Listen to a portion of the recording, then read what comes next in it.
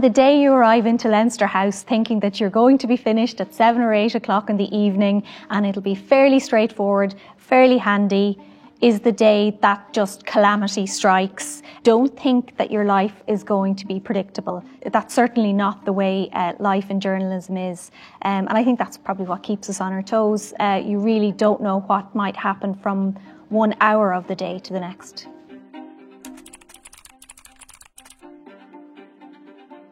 The one thing about political journalism is it is about your contacts. It's about talking to people. There are a bank of sofas at the bottom of the stairs which leads up to the Dáil chamber, and you'll often see myself or other political reporters sitting on them. And that is just so we bump into politicians, we bump into political staff, we bump into whatever guests might be in Leinster House on a given day.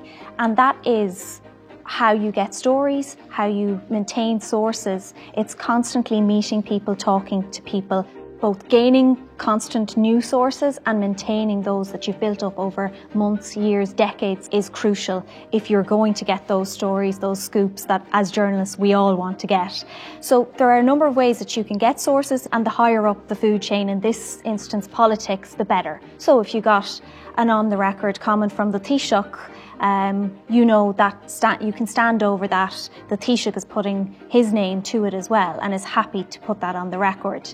Then you go down the food chain. Obviously you might get something from a minister, a TD, a backbencher. And then you get into the murky area of off-the-record sources. And it really does come down to how much trust you have in that source, how close they are to the issue at hand, making sure that you just don't rely on one source, that you rely on multiple sources, and that you cross-check everything to make sure that one person's view actually stands up and that other witnesses or individuals who are aware of that think that the same thing happened or are of the same view. Also, there can be some instances where you get a piece of information and you might say, yeah, that's a great story. But you have to question, is it in the public interest? And sometimes it may be really damaging if that information gets out to us about a certain person or a certain issue, but you have to be ready to wield a knife. If something happens and you get a piece of information that may end their career, at the end of the day, you are there to report on the facts, on what goes on, and sometimes it's uncomfortable, sometimes it will be damaging to reputations, but that's your job. When you think of political journalism, you think of the big days, whether it's a set piece in Leinster House around the budget, around a Taoiseach announcing that he's going to Áras an Uachtaráin, going to the park, or indeed going to the White House. We sometimes go against the grain, and that, I think, comes down from the editor right the way down through our reporters, that there is this constant questioning as to, okay, well, this is the perceived reality. Is that actually true? Should we be looking in other areas? Should we be going down those corners to see if there are other angles on the story? I've worked in Leinster House for over a decade now. I know I have the experience that you see through politicians sometimes. You can see when they're saying one thing, they're meaning another. And I remember last year I was able to travel to Washington with then Taoiseach Leo Varadkar.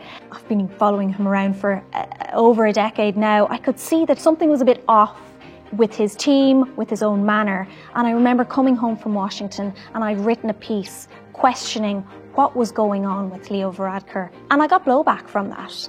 His own advisors rang me and said I was completely wrong, and what was I thinking writing a piece like that? And then, of course, 2 days later, Leo Varadkar resigned. So I think what's important about being a political journalist is picking up on those little cues, being around Leinster House, seeing politicians in action and knowing when they're perhaps telling the truth or perhaps when they're trying to wing it, and you can pick up on that, and I think that's only through experience. But I think that the Irish Examiner's reporters, our correspondents, are there to give the inside track and to question everything, and I think that's really one of our strengths as a newspaper.